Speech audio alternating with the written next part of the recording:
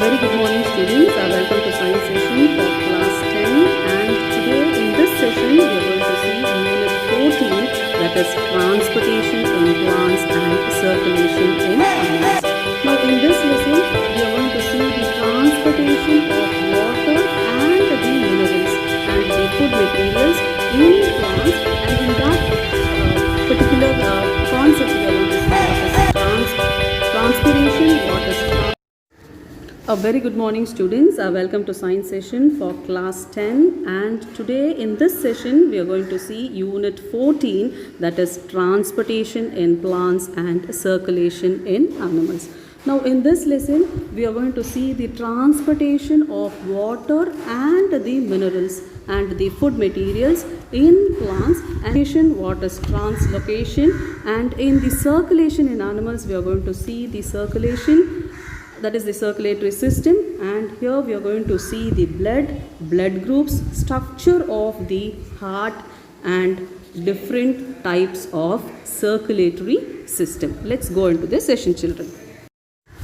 Now in 9th standard we have learnt about the xylem and the phloem tissues, isn't it? So we said that these are the complex tissues and these are responsible for the transportation of water and minerals. That is, xylem is responsible for the transportation of water and minerals, and it is observed by the roots and it will reach the different parts of the plant. Now we said that the phloem are responsible for the translocation of the food from the leaves to the different part of the body, isn't it?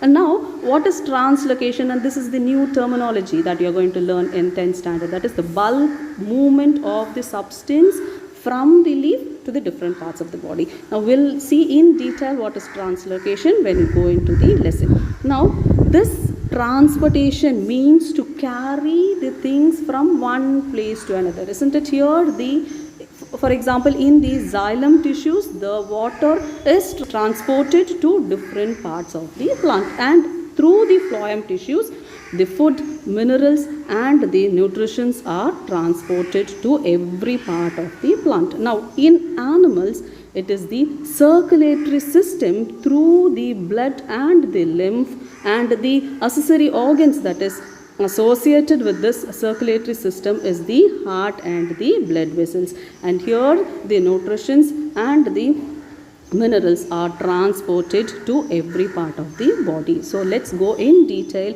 with the transportation of the water and the minerals in plants and about the circulatory system in animals. Diffusion. Now diffusion is nothing but the movement of the molecules from high concentration to the low concentration.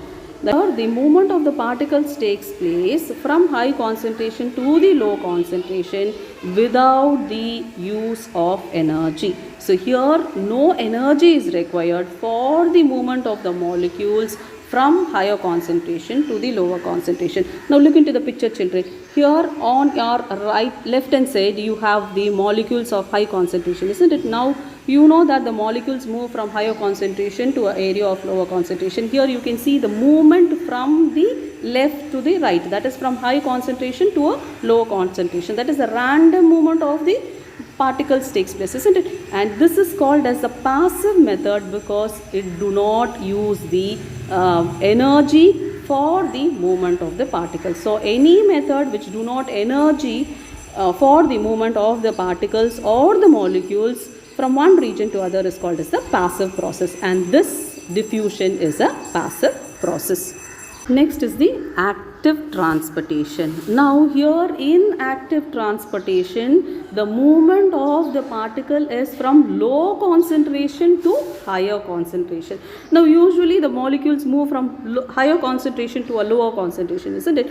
But here from low concentration it has to move to a higher concentration. Now for that it needs the energy, isn't it? So observing the energy, using the energy, the molecules move from lower concentration to a higher concentration, and it is carried out by the membrane. So using the membrane the molecules from the lower concentration move into an higher concentration, and this needs energy, because from lower concentration it is difficult to move into an higher concentration, isn't it? So this uses an energy, so it is called as an active transportation.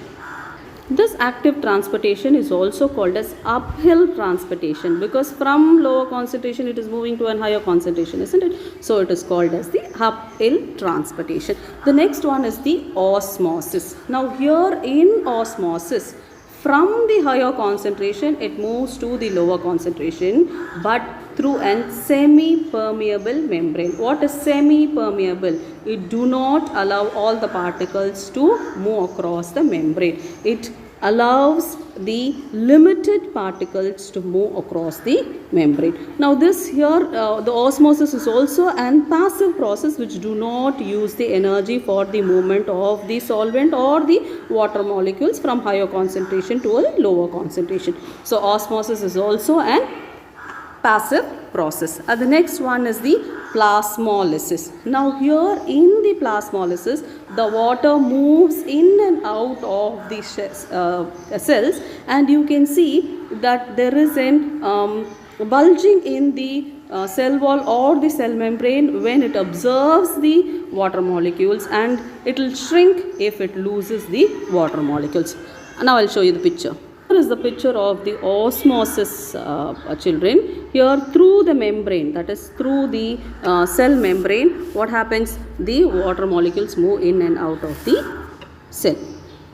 Next we'll see what is plasmolysis. Now here in plasmolysis, the water moves out of the cell.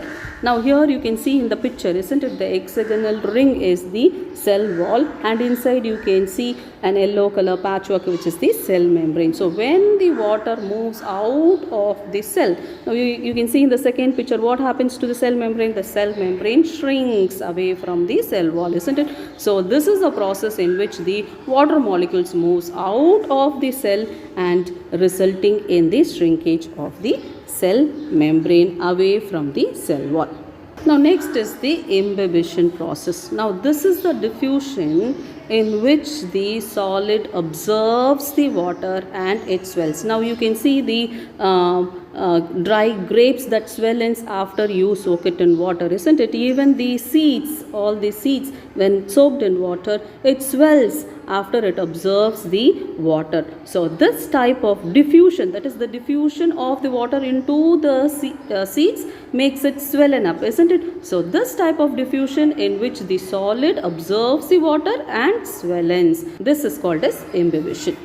Next we'll see the root hairs. Now where are these root hairs found? It is found in the roots, isn't it? Now this root hairs acts as an absorbing unit because it absorbs nutrition, minerals and water and transport to the other parts of the plant, isn't it? Now here this acts as an absorbing unit. Now there are millions of root hairs on the top of the roots, isn't it? Now this root hairs are the thin walled epidermal cells, and this increases the area of absorption so that large amount of water, minerals and the nutrients can be absorbed by the roots to transport to the shoot system. Now look into this picture, children. So this is the pathway of the water that is absorbed by the roots. Now what will happen? The water enters into the root hairs, isn't it? Now this consists of the epidermal cell. Now when we were learning about the structure of the cells, we said that below the epidermal cell we have the cortex, isn't it? So once the water enters into the root hairs, what happens? It moves next to the root cortex cells, and we know that the xylem vessels are responsible for the transportation of the water to the stem and the leaves, isn't it? Now here you can see the picture. It will give you the clear picture of the pathway, isn't it? From the root hairs, from the root hair cells, it moves into the root cortex cells. You can see the pathway very clearly. Then it enters into the xylem cells. Now from the xylem vessels, it is transported to the xylem vessels of the stem and the leaves. Now next is the movement of the water into the root cells. Now this can be carried out by two pathways. Either it can take the apoplast pathway or the symplast pathway. Now we'll see what is apoplast pathway. Now here in the picture it is given very clearly, and it has shown you the pathway, isn't it, marked with the green line, and the other one is with the blue line, isn't it? Now this is the two pathways that is given. That is one, the green that is marked is called as the apoplast, and the one with the blue line is called as the symplast. Now we'll see what is apoplast. Now here in the picture you can see the green path. Now how it goes, it moves through the intercellular space, isn't it? It do not cross the membrane. It moves through the intercellular space. Now you can see that the cells are arranged, isn't it? And there are space between the cells, isn't it? So the movement of the water through the intercellular space is called as the apoplast. Now look into this picture, children. The green path, you can see very clearly that the water moves through the intercellular space into the Casparian strip, right? Now compare this with the symplast. Now in the symplast, it crosses the cell membrane, isn't it? Now you have two cells adjacent to one another, isn't it? Now each cell has the cell membrane, isn't it? But here the water moves across the cell membrane. So the water enters the cell through the cell membrane. So this movement is called as the symplast. Now since it moves through the cell membrane acts as a semi-permeable membrane, isn't it? So this movement will be relatively slow than that of the apoplast. Now apoplast, it moves to the intercellular space. So it can move much faster compared to that of the symplast. Next is the transpiration. Now in the lower classes we would have done an experiment to show that the plants transpire, isn't it? Now you are very familiar with this experiment, isn't it? Now this experiment needs an pot with a plant and a plastic bag to cover the leaves or the whole plant. Now when it is covered for few hours, you can see the water droplets on the plastic bag. Now this shows that the evaporation of the water takes place in plants through the stomata that is present in the leaves, isn't it? You are very familiar with this experiment in the lower classes, children, isn't it? So that process is called as transpiration. So transpiration is the evaporation of the water in plants through the stomata in the leaves. Now we are also very familiar with the stomatas. We have learnt in 9th standard, isn't it? The leaves consist of minute pores, isn't it? And these pores are nothing but the stomata through which the water is lost in the plants. So stomata opens in the day and closes at the night, isn't it? So this closing and the opening of the stomata is due to the change in the rigidity of the guard cells. Now we have seen the guard cells also, isn't it? Now when the water enters into the guard cells, it becomes rigid because the stomata will open, because it will bulge, isn't it? So it will open. Now when the guard cells loses water, it becomes flattened and the stomata closes. Now this is how the opening and the closing of the stomata takes place.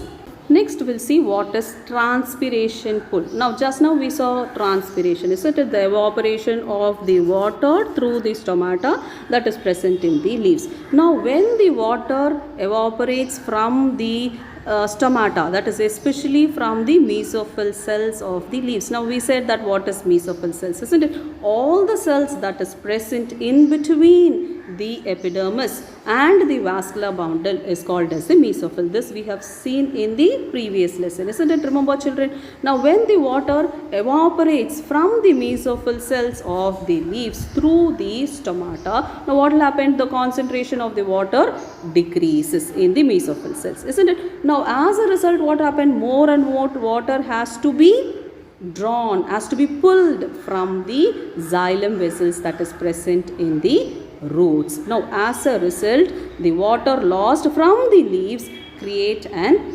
empty space that is called as the pressure, that is low pressure is created. So this low pressure helps to pull more and more water from the xylem of the roots to fill into the mesophyll cells that is present in the leaves. Now this process is called as transpiration pull. Look into the picture, children. Here the water is lost by transpiration, isn't it? Now since the water is lost, what happens? A pressure will be created at the top, right? So this pressure pulls the water. Now here at the roots you can see the water absorbed by the root hairs, it's written, isn't it? Now due to the capillary action, what happens? It moves up to the leaves. Now this pull by the leaves, since it creates a pressure, water moves from the xylem of the roots into the mesophyll cells of the leaves. So this is called as the transpiration. Look into this picture, children. This is the guard cells. We have learnt in 9th standard also, isn't it? Now, so when the guard cells absorbs the water molecules, it becomes turgid, it becomes swollen. And here in the next picture on your right hand side, you can see that the guard cells has shrunk, isn't it? Because the water is lost by the guard cells and the stoma or the stomata. We will see the importance of transpiration. Now, why is transpiration important, isn't it? Now, the transpiration is important because due to the evaporation of the water from the leaves, it creates a transpiration pull, isn't it? It pulls the water from the roots into the leaves, isn't it? So, there is a continuous flow of water from the roots to the leaves, isn't it? And it also supplies water for photosynthesis, because for the photosynthesis process we need water. The transportation of the minerals from the soil is also carried out to different parts of the plant. Now, cooling the surface of the leaves is created, or it is caused by the evaporation process, and it also keeps the cell turgid in the sense swollen, and it maintains their shape due to the absorption of water. Next we'll see the transportation of the food, or you can say translocation of the food from the leaves to the different parts of the plant. Now here this is carried out by the phloem vessels, isn't it? Now here the phloem transports the food from the source to the sinks. Now what is the source? Source is the place where it is synthesized, where the food is prepared, isn't it? The leaves prepare the food. Now this becomes the source of the plant. Now what is the sink? The sink is the part which needs or which stores the food, isn't it? Now here from the source it is passed to every part of the plant that needs or stores the food. Now this is bidirectional. Bidirectional in the sense two, isn't it? Two directional. It is carried out in two way. Now compare these two. Here I have a picture which consists of the xylem vessels and the phloem vessels, isn't it? We have seen the difference between xylem and phloem in 9th standard, isn't it? Now here the xylem vessels transport the water and minerals from the roots to the different part of the plant. Now this is unidirectional. This is given with the green arrow mark in the upward direction, isn't it? Now see the phloem vessels here, it is given, the arrow marks are given in both the direction. So it is bidirectional, because the direction of the movement in the phloem can be upward as well as downward. So it is called as the bidirectional, and the movement of the xylem that carries the water and minerals is always unidirectional, because the water is carried out from the roots to the different parts of the plant in the upward direction only. Next we'll see the overall process, how the water and the food materials is carried out from one place to the another, right? Now here you have the picture which shows the upward movement of water and minerals from the roots to the different part of the plant, and this upward movement of water from the roots to the different part of the plant is called as the ascent of sap. Now here first what happens? First here the root pressure, that is water from the soil enters the root hairs through the osmosis. That is, what is osmosis we said? That is from a higher concentration it moves into a lower concentration through a membrane. Here the cell membrane acts as a semi-permeable membrane. So the root pressure is responsible for the movement of the water from the soil into the stem. The next one is the capillary process. Now what will happen in capillary process? Due to the physical force, due to the increase in the concentration, due to the physical force, now what will happen? The water raises to a certain level in the stem, and this is called as the capillary process. Now next, the water molecules from the column, that is from the capillary column in the xylem vessels, it is carried to the other xylems of the stem due to two movements or two forces, you can say, that is called as a adhesion process and cohesion process. Now what is cohesion process? Cohesion process is nothing but the force of attraction between the water molecules. Between the water molecules there is a force of attraction between the water molecules from one molecule to the other, right? So this force of attraction is called as the cohesive force. Now what is adhesive force? Adhesive force is the force of attraction between the molecules of the other substance and with the water molecules. So the water molecule sticks to the xylem vessels due to this force, that is called as the force of adhesion, and it raises in the xylem of the stem. The next one is the transpiration pull. Now due to the transpiration pull, what happens? A pressure is created, isn't it? As the transpiration acts, creates a suction, isn't it? So due to the suction, what happens? There is a pull which is called as the transpiration pull, through which the water rises to a great height even in the tall plants. Next we will see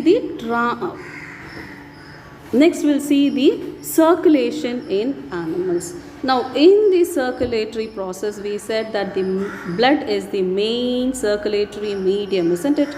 So this is carried out, that is the food, water, minerals, salts, nutrition, proteins, everything is carried out to every part of the body through the blood. So it is the main circulatory medium, and this consists of the cells, that is corpuscles, that is red blood corpuscles, white blood corpuscles, and the platelets, and this is suspended in a matrix which is called as the plasma.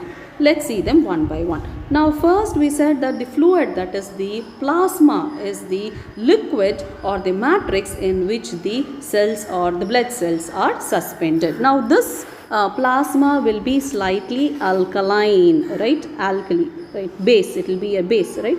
In which the blood cells are suspended. Now organic substances such as protein, glucose, urea, hormones, vitamins and minerals are present in this plasma. Now in this plasma is suspended the corpuscles. Now first one is the red blood corpuscles, which is also called as erythrocytes, right? Now here in the picture you can see, isn't it? Now how is the structure of the cell? So it is circular in shape and it is biconcave. Biconcave in the sense, here you can see there is a depression in the cells at the middle, isn't it? Because they do not contain nucleus. So red blood corpuscles do not contain nucleus, but the red color of the cell is due to the presence of the respiratory pigment, which is called as the hemoglobin. So the shape will be biconcave, disc shaped structure. It do not have the organelles or the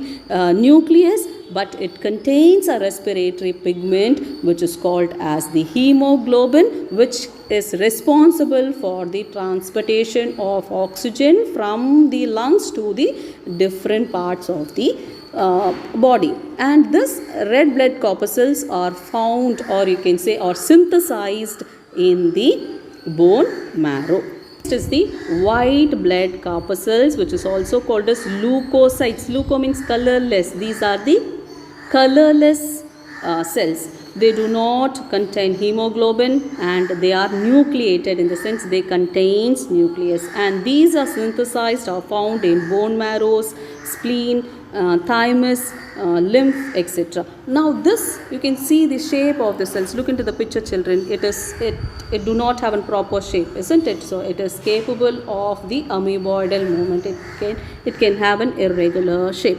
Now white blood corpuscles are divided into two categories. The first one is the granulocytes, the other one is the agranulocytes. Granulocytes, in the sense it consists of the granules, that is cytoplasmic granules. Here you have 5 pictures, isn't it? The above 3 pictures consist of a small dotted granules, isn't it, in the cytoplasm? So it consists of the cytoplasmic granules, so it is called as the granulocytes.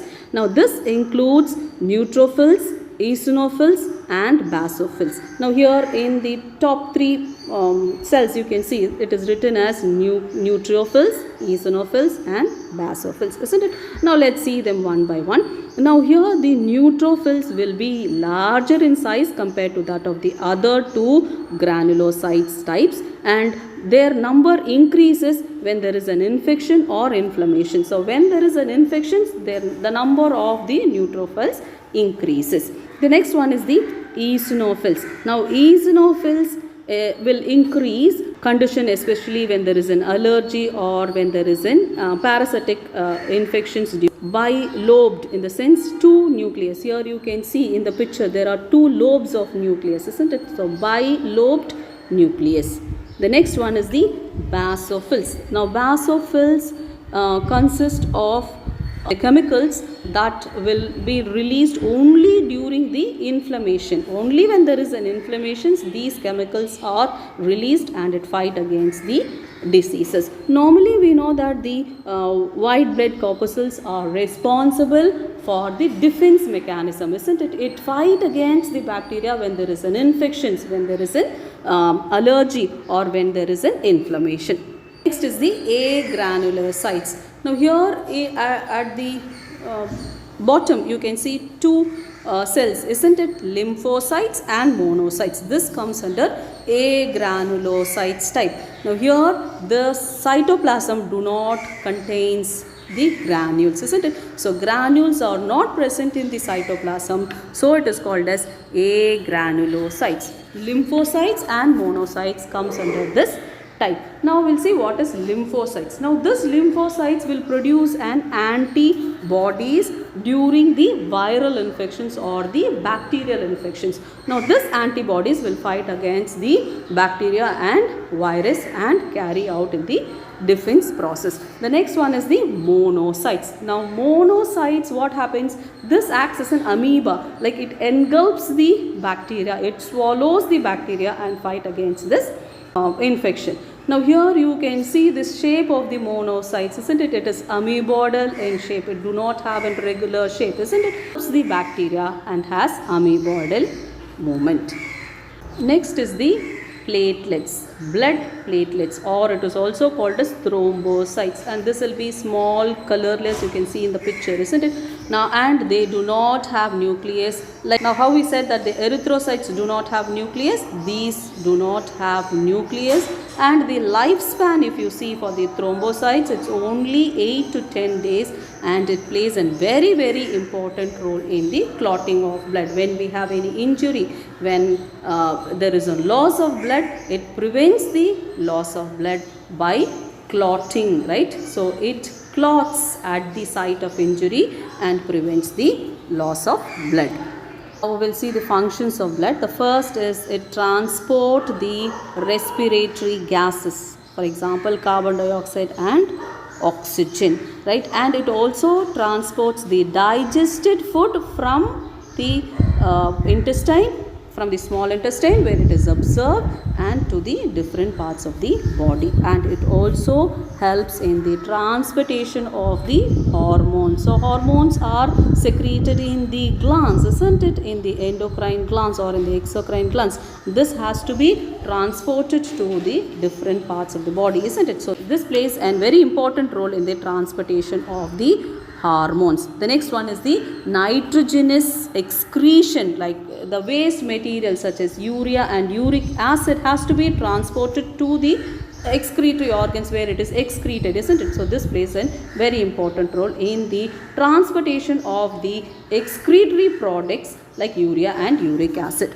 It plays a very important role in the defense mechanism, isn't it? It protects the body, it defends against the diseases. Next, it regulates the body temperature. It maintains the body temperature. It acts as a buffer and helps in regulating the pH of the blood and also the body temperature. And it also maintains the proper water balance in the body. These are the functions of blood. Now in page number 206, you have the functions of blood. Look into the screen, children. Here you have the functions of blood, and there are 7 points, isn't it? So this is a very important question. Sometimes it will be asked in 4 marks or sometimes in the 7-mark question also. So see to that you memorize all these 7 points, write these 7 points in the classwork so that it will be useful for you. We saw about the blood, isn't it? The blood consists of the matrix called plasma, in which the corpuscles are suspended, and we said that these corpuscles are divided into RBC, WBC and the platelets, which is called as thrombocytes, and we have seen the functions of blood. Now we are going to see the blood vessels. Now this consists of arteries, veins and capillaries. Now blood vessels is nothing but the network of the branch tubes that carry the blood, that transport the blood. Say there are 3 types, that is arteries, veins and capillaries. Now look into the picture, children. Here this gives you the 3 types of blood vessels, and here arteries are the thick elastic vessels that carry blood from the heart to the various parts of the body. So since it carries blood from the heart, so all the arteries will carry the oxygenated blood, because the oxygen has to be supplied to different parts of the cell, that is each and every cell of the body, isn't it? So all the arteries carries the oxygenated blood except the pulmonary artery. So this is the exception, right? Pulmonary arteries carries the deoxygenated blood to the lungs for oxygenation.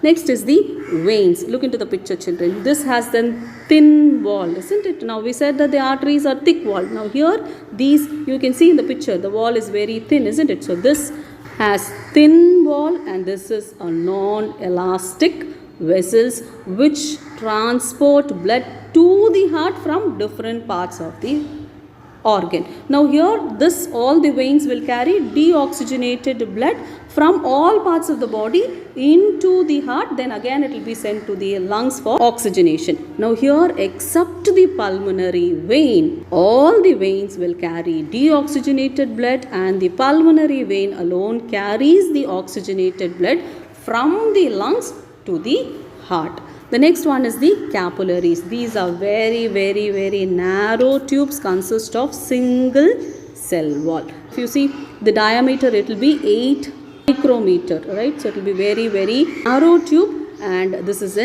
this consists of a single cell wall. Mostly the capillaries will be of single layer of endothelial cells. Next we'll see the difference between the arteries and veins. Look into this picture, children. Here you can see how the capillaries are formed, isn't it? Now here you have the arteries on your left hand side. Arteries branches out to form the arterioles, and these arterioles which unite to form the venulus, and this venulus unite to form the vein. Now in between you can see the branching of the arterioles, isn't it? So these are the capillaries. Let's see the difference between artery and vein. Now look into the screen, children. Here this gives the difference between the arteries and vein, isn't it? Now the first difference is that arteries are the distributing vessels and veins are the collecting vessels. Now why arteries are called as distributing vessels? Because all the arteries will carry the oxygenated blood from the heart to various part of the body. So it distributes. So it is called as the distributing vessels. Now why veins are called as collecting vessels? Because it collects the deoxygenated blood from different parts of the body or different organs. Arteries will be pink in colors and veins are dark red in color. Now here arteries, the location, if you see, it will be in deep locations, and veins, so these are the superficial in location, that is on the surface. Now if you see the blood flow, now in arteries the blood flow will be with high pressure, and in veins it will be with low pressure. Next difference is that arteries are strong, thick and elastic. Just now we saw, isn't it? Now if you see the walls of the veins, it will be weak thin and non-elastic. And this also we have seen, isn't it? All the arteries carries the oxygenated blood except the pulmonary artery, and here all the veins will carry the deoxygenated blood except the pulmonary vein. Now if you see the arteries, the internal valves that is present will be absent, but in veins the valves will be present to avoid the backflow. Now regarding the valves, we will see these valves that is present. What are the valves that is present when we are dealing with the structure of heart? These are the difference. There are 7 difference between the arteries and veins, and this also you can see this in page number 206, children. So copy this function of blood and the difference between arteries and vein in your classwork, and these 2 questions are very important. See to that you memorize all the 7 points in both the concepts. Now in the next session we'll continue this lesson, children, and in the next session under this lesson we will see the structure of heart, types of blood circulation, what is blood pressure, and groups. We have the blood groups, isn't it? A, B, AB, O positive, etc. So we will learn about the blood groups and regarding the lymph, that is lymphatic systems. And your homework for today is you will be learning the functions of blood, difference between arteries and vein, and about the blood corpuscles. Now we said that there are 3 types of corpuscles, isn't it? And we have seen that the white blood corpuscles are further divided into granulocytes and agranulocytes, and under these types we have seen what are the categories, isn't it? Now you will learn all these things. So this is your homework for today, and you will write the functions of blood and the difference between arteries and veins in your classwork and submit the classwork in the school office, and it will be corrected and given back to you as soon as possible, children. See you in the next class. Thank you, children.